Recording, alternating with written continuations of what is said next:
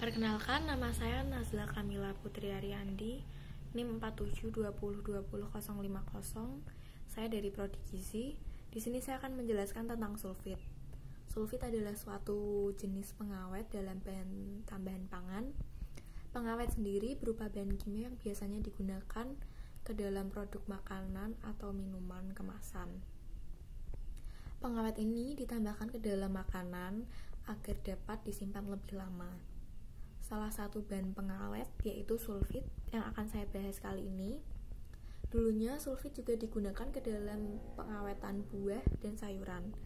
Akan tetapi dalam berbagai kasus, sulfit ini ternyata menimbulkan suatu alergi. Dan alergi itu cukup parah. Tetapi pengawet sulfit ini sampai sekarang masih dapat digunakan pada makanan lain seperti kentang, udang, kismis.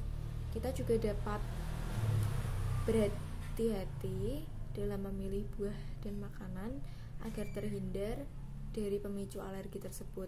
Jadi di dalam suatu produk makanan itu akan ada tambahan BTP, bahan tambahan pangan, yang kita sendiri tidak tahu akan menimbulkan reaksi apa pada tubuh kita. Jadi kita perlu berhati-hati dalam memilih produk makan. Selanjutnya, sebagai salah satu pengawet tambahan pangan, sulfit dapat ditemui dalam berbagai bentuk garam seperti belerang dioksida, natrium sulfit, kalium sulfit, dan kalium bisulfit.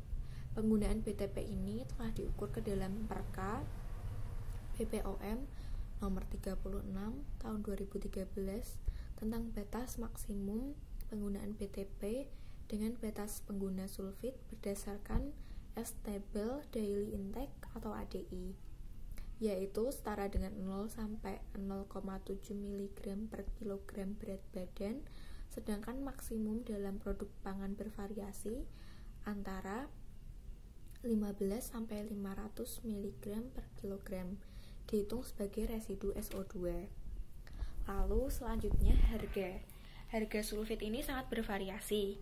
Yang saya dapatkan itu dengan harga 5.500, beratnya 50 gram. Sedangkan ciri fisik yang dapat kita lihat seperti ini. Ciri fisik sulfit ini berbentuk padatan kristal putih yang halus dan mempunyai berat molekul 126,4 gram per mol. Lalu kekurangan dan kelebihannya dapat kita lihat jika mengkonsumsi natrium sulfit bisa mengurangi sampah makanan yang tidak termakan, karena pengawet buatan dikatakan bertindak sebagai antioksidan, membuat makanan lebih asam, mengurangi tingkat kelembapan makanan, memperlambat proses pemasakan, dan mencegah pertumbuhan mikroorganisme. Lalu kekurangannya itu jika kita tidak berhati-hati, sulfit